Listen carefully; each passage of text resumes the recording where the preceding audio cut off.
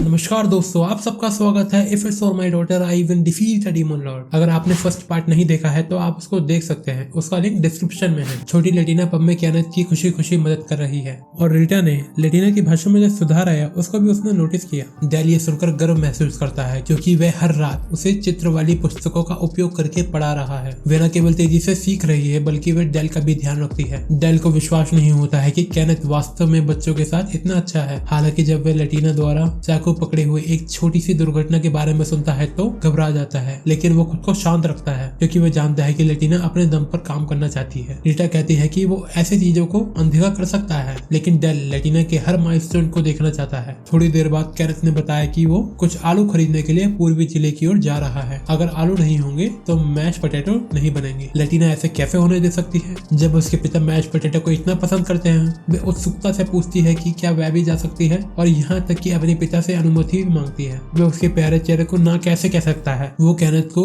लेटिना की देखभाल करने के लिए कहता है और लेटिना को हमेशा केनेथ के करीब रहने का निर्देश भी देता है। केनेथ और लेटिना शहर की हलचल वाली सड़कों पर जाते हैं और लेटिना सभी अलग अलग चीजों से इतनी प्रभावित हो जाती है कि वह केनेथ का हाथ छोड़ देती है और इस तरह दोनों अलग हो जाते हैं। केनेथ को इसके बारे में देर से पता चलता है और वो उसकी तलाश करना शुरू कर देता है। डेल गुस्से में है कि केनेथ उसे कैसे खो सकता है। डेल ने फिर खुद को शांत करने की कोशिश की क्योंकि अब इस विषय में बात करने का समय नहीं है। डेल काफी निराश है। वो सोचता है कि काश उसने खोजने वाला मैजिक सीखा होता। रीटा उसे होश में आने के लिए कहती है और लेटिना की तलाश करने के लिए बोलती है और वो पब से निकल जाता है। रीटा को यकीन है कि सीमा रक्षक किसी लड़की को एक अजनबी द्वारा शहर से बाहर ले जाने नहीं देंगी। वह जानती है कि लेटिना उनके पास वापस आने का रास्ता निकाल लेगी, परंतु रीटा पब में ये घोषणा करती है कि जो कोई भी लेटिना को खोजने में मदद करेगा उसको उस रात पब में फ्री में ड्रिंक्स मिलेगी। बाकी ग्राहक इसका उपहास करते हैं, लेकिन सिल्वेस्टर खड़ा हो जाता है और मदद करने के लिए हाँ करता है और कहता है कि पब का सितारा अगर पब में नहीं होगा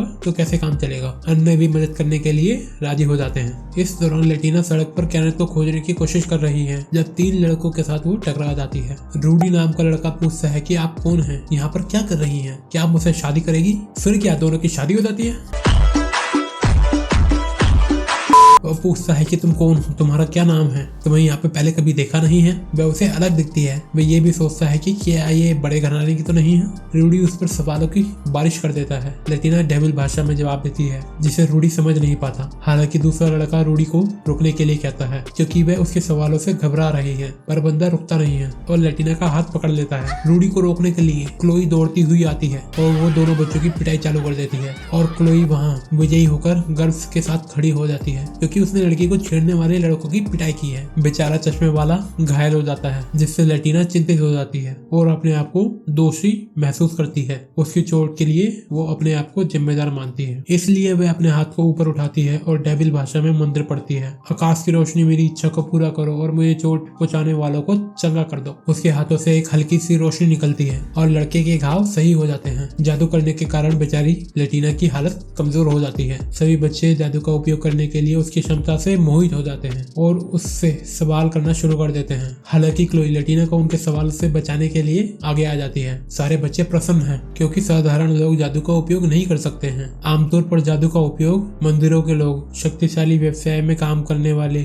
और एडवेंचरर ही कर सकते हैं। एडवेंचरर शब्द लेटिना को डेल की याद दिलाता है और वो फिर से उदास हो जाती है और टूटी जुबान में वह उन्हें बताती है कि वो खो गई है और एक स्ट्राइप्ड कैट के साथ वाली जगह से आई है। बच्चे पहले तो चकित होते हैं, लेकिन चश्मे वाला लड़का कहता है कि वह एक पब के बारे में जानता है जिसका नाम इससे मिलता जुलता है, जहाँ कई एडवेंचरर लोग जाते हैं। और दूसरी तरफ सूरज छिप रहा है, हर कोई पागलपन से लेटिना की खोज कर रहा है। इस बीच बच्चे लेटिना को पब में छोड़ने के लिए उसके साथ चलते हैं और वह सोच रहे हैं कि लेटिना और क्या क्या कर सकती है। उनमें से एक बच्चे को उस दिशा में जाने से डर लग रहा है क्योंकि वहाँ पर खतरा हो सकता है और उनके सामने एक लंबा सा आदमी आ जाता है, लेकिन वह बच्चों के पीछे जाता है और लेटिना के सिर पर थपथपाता है। ये तो जिलवेस्टर है, कोई चिंता की बात थोड़ी ना है। बच्चों को ये जानकर अच्छा लगता है कि लेटिना उसे जानती है और वो जाने का सोचते हैं, लेकिन इससे पहले कि वह जा सके जिलवेस्टर उन्हें बताता है कि वह उनकी योजना के अनुसार पब में आ सकते हैं। रीटा बच्चों को मदद करने के लिए एक इनाम देती है। वह उन्हें धन्यवाद देती है, लेकिन क्लोई कहती है कि ये कुछ भी नहीं है क्योंकि दोस्त ही दोस्त की मदद नहीं करेगा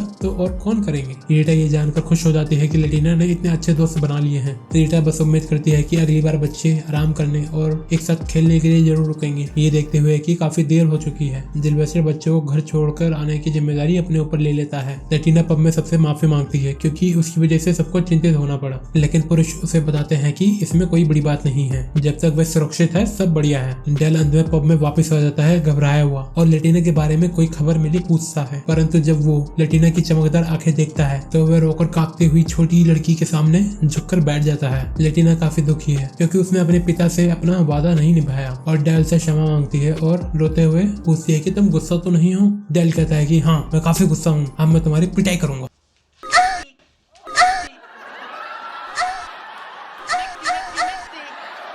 डेल कहता है कि सब ठीक है, वो थोड़ा चिंतित था पर अब सब कुछ ठीक है। लेटिना ने उसको बताया कि वह घबरा गई थी कि वह घर नहीं पहुंच पाएगी। इस वाक्य ने उसे उस समय की याद दिला दी जब वह जंगल में अकेली थी। वो अकेले नहीं रहना चाहती है, वो डेल के साथ रहना चाहती है, वो रोते हुए बोलती है। बाद में शाम के समय वो फिर से लेटिना की शब्दावली पर काम कर रहे होते हैं तो वह एक इंद्रधनुष को देखते हैं जो उसे उसके पिता के साथ उसके समय की याद दिलाता है। डेल ने उसे बताया कि इंद्रधनुष तब प्रकट होता है जब देवता पृथ्वी को ऊपर से देखते हैं, इसलिए जब वह पैदा हुई थी तो देवता उसकी निगरानी कर रहे थे। इसका मतलब है कि वो ठीक हो जाएगी और हमेशा खुश रहेगी। फिर अगले दिन डेल अपने आप को परेशानी में फंसा पाता है। लेटिना जो इतनी प्यारी है वो उसको अकेला छोड़कर नहीं जा सकता है और इस बार तो उसे ऑफस्लिक में जाना है और उसे षड्यंत्रकारी लोगों के झुंड से भी भिड़ना है, जिसके कारण वह लेटिना को नहीं देख पाएगा। लेकिन वह ये भी जानता है कि उसे काम तो करना ही होगा। अब लेटिना के दोस्त भी हैं, तो जब वह चला जाएगा तो वह व्यस्त रहेगी। लेकिन डेल उससे खुश नहीं है। रीटा उसे कहती है कि वह लेटिना के लिए गिफ्ट खरीद के ला सकता है, जहाँ वो जा रहा है वहाँ से। डेल लेटिना के लिए दुर्लभ कैंडी ला सकता है। डेल फिर कल्पना करता है कि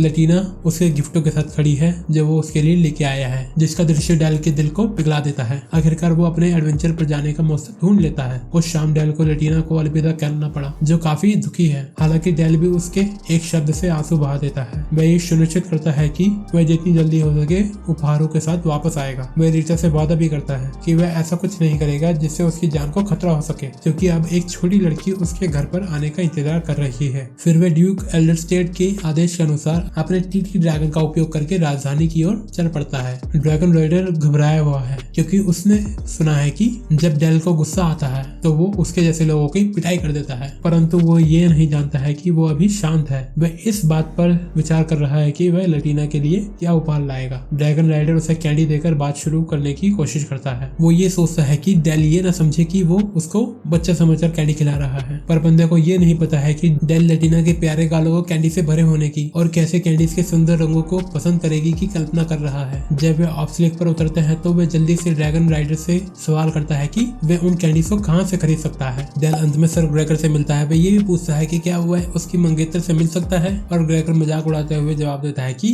रोज उसकी मंगेतर नहीं है। डेल ने उसे बताया कि वह एक अच्छा सा गिफ्ट खोजने की कोशिश कर रहा है। ग्रेगर अचंभित है कि डेल इतनी जल्दी में है, वो अभी तो आया है और उसको निकलना भी जल्दी है। डेल ग्रेगर को बताता है कि उसने रोज की बात इसलिए की क्योंकि उसे पता होगा कि एक छोटी लड़की को गिफ्ट में क्या चाहिए होगा। ग्रेगर उसकी बात से हैरान हो जाता है और पूछता है एक छोटी लड़की। डेल बताता है कि वो उसकी बेटी है और ग्रेगर पीला पड़ जाता है। डेल लेटिना की प्रशंसा शुरू कर देता है और बताता है कि वो कितनी प्यारी है। इस वजह से वह ग्रेगर से कहता है कि उन्हें अब तेजी से आगे बढ़ना शुरू करना होगा। वे अपने शत्रुओं का जितनी जल्दी खात्मा करेंगे उतनी जल्दी वो वहाँ से निकल पाएंगे। चाय पीते हुए ग्रेगर को पता चलता है कि डेल ने एक टूटे हुए सींग वाली शैतान बच्ची को गोद लिया है। डेल को उसके शैतान होने से कोई समस्या नहीं है, वो भी इसलिए क्योंकि वो एक अनुभवी एडवेंचरर है। ग्रेगर को ये चिंता है कि वो अपने काम के दौरान इस लड़की के लोगों को मार रहा है। डेल कहता है कि इसमें कोई समस्या नहीं है, अगर किसी मिशन के लिए उसे राक्षसों या मनुष्यों को मारने की आवश्यकता है तो वह ऐसा करेगा। ग्रेगर ये सुनकर खुश है। ग्रेगर तब डेल को बताता है कि उन्होंने 7वें डीमन लॉर्ड के नौकरों को ढूंढ लिया है, और जैसा कि वह जानता है कि एक डीमन लॉर्ड की सेवा के तहत डीमन को अधिक शक्ति प्रदान की जाती है जो उनकी सामान्य ताकत को और भी अधिक बढ़ा देती है। डेल और ग्रेगर अंत में उस ब्रीफिंग में जाते हैं जहां उन्हें बताया जाता है कि राजा डीमन लॉर्ड के मिशन से निपटने के लिए एक छोटी पर ताकतवर सेना भेज रहा है, क्योंकि एक पूरी सेना डीमन लॉर्ड द्वारा युद्ध की घोषणा के रूप में देखी जा सकती है, तो उन्हें एक छोटी सेना के साथ लड़ाई करने के लिए जाना है। डेल और बाकी एडवेंचरर्स एक दूसरे से बात करते हैं जंगल के बीचों बीच, लेकिन ऐसा लगता है कि जैसे डेल को लेटिना से बहुत लंबे समय तक दूर रहने में कुछ परेशानी हो रही है, और और दूसरी तरफ पब में एडवेंचर लोग इस बात से हैरान है कि भोजन कुछ अजीब लग रहा है। कैनथ उन्हें बताता है कि ऐसा इसलिए है क्योंकि इसे ऐसे व्यक्ति ने बनाया है जो अभी ट्रेनिंग पर है और पता चलता है कि ये लटीना द्वारा बनाई गई है। ये सुनकर एडवेंचर उससे कहता है कि वो उसे खा लेंगे और इस तरह लटीना ने एक पाई बेच दी। रीटा इस बात से चकित है कि कैनथ लटीना को खाना बनाना सिखा रहा है। उसने ऐसा इसलिए किया क्योंकि लटीना अकेली थी और वो डेल को